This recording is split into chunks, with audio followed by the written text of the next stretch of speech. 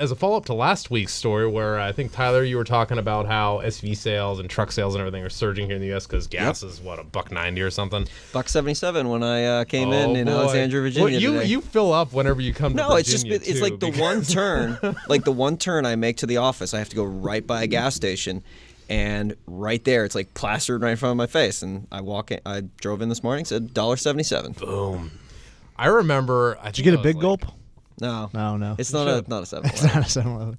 What's a big gulp go for these days? When will gas be cheaper than a big gulp? That's what I want to know. It might actually be because a big gulp is smaller than a gallon of gas. Don't they pitch the big gulps like being $1.09? But you can't refill your gas tank for free if you're still in the store. Sorry. That's a good point, though. Yeah. Thank you. Yeah, I'm sorry. You must have taken some econ classes at one point. Anyway, so as a follow-up to last week, basically GM just announced strong guidance for 2016. They're doing a $4 billion buyback. They're saying they're going to sell even more cars this year. I guess cheap oil prices are having an effect, huh? I guess you could say that. I mean, a little bit.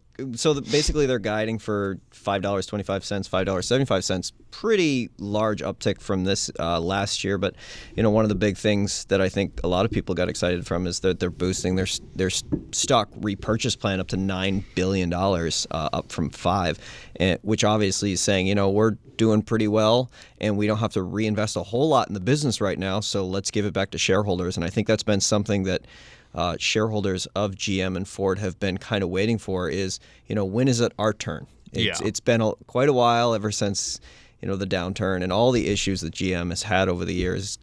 I'm sure there's a lot of shareholders have been kind of itching to be like, when is it our turn to really make those returns? Well, they've returned a nice amount in the market since the government intervention, I think, right? Yeah. I mean, maybe just people aren't noticing. Yeah, I guess that's would fair. be the best part about it. So Taylor, as Tyler mentioned, Ford announced decent guidance and results and everything, but they just announced crazy sales from China. Now, last I checked, the Chinese stock market's crashing. They're always tripping their circuit breaker. There's talk about a pullback and slowdown there, hard landing, soft landing. But we're not seeing that in auto sales there. I think they sold 18% more cars in China. Mm-hmm. Than last year? Like, where's the dichotomy here? Well, I think what you're looking at is the Chinese are used to purchasing consumer goods. I don't know if they're necessarily used to purchasing stock. It's a very retail-heavy stock market, and it's fairly new compared to the U.S. market. So I think that they're still kind of learning how to adjust to the crazy growth that their markets had and the skittishness that investors over there might have. I saw a survey that indicated that they feel much more like gamblers over there in terms of investing. The size of their stock market compared to ours relative to the sizes of each economy is infinitesimally smaller. Mm-hmm. It's way smaller. Yeah. Not only that, but their government buys stock on the open market regularly. Yeah, there's a lot more finagling going on over there. So I wouldn't necessarily translate stock market performance to consumer buying habits over in China. This seems to imply that the Chinese consumer is doing a little bit better than the headlines would lead you to believe. Yeah, and you see that in like retail sales over there as well. So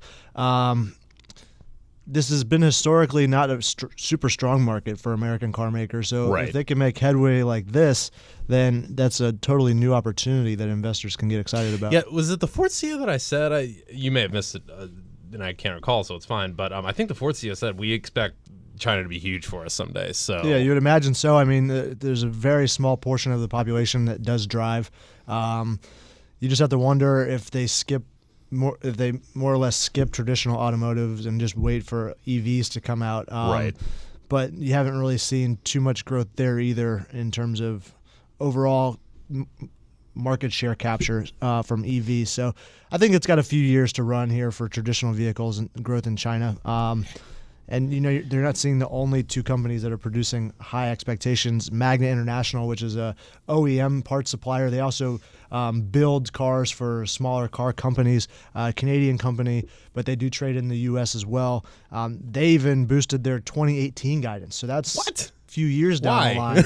Just that they see some positive things happening. Do they have a backlog? Like, how can they do that? They with any do, confidence? yeah. And so they basically provide pretty much any part you can think of that has to do with spark automotive. plugs. And you see their name mentioned in the discussions when you talk about an Apple car or a Google car. Really? They could potentially be the builder So they're in. There's just been rumors like that an Apple executive visited a plant of theirs in Europe last Interesting, summer. okay. So it's just a way for this company to maybe see some optionality in getting into the autonomous driving market without just being a parts supplier. Cool. And kind of tying it a little bit back to energy here, one of the, there's tons and tons of factors that go into, the price of oil and a lot of the sentiment going around it. And one of the things that has been talked about a lot, at least as of late, was that we should start to see a waning Chinese demand for oil.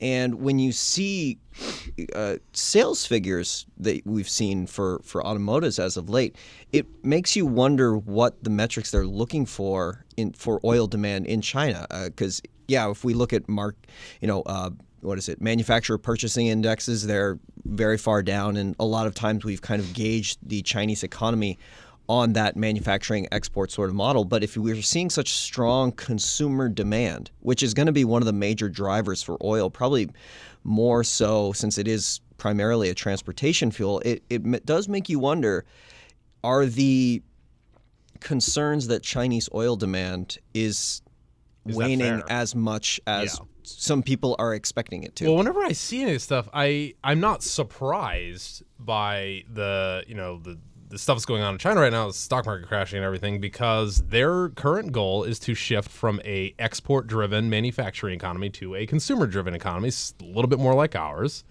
That's exactly what's happening. Their stock market's comprised mostly of export-driven manufacturers. It's, it is what it is. Yeah. Agreed. So before we move on, though, I do want to put things in perspective. Ford Tyler, and you broke this out before we went in. The North American car market is still a lot bigger than Asia. Was this $200 million or something like that? Yeah. For the third quarter. 200 million what? Yeah. Pre-tax results by segment, and it's, it is what it is. Just to give a comparison, third quarter pre-tax results by Ford's segments regionally. North America was $2.6 billion. Asia Pacific, $20 million. For profit margins. So let's keep it a little bit in perspective here. Cool. Okay.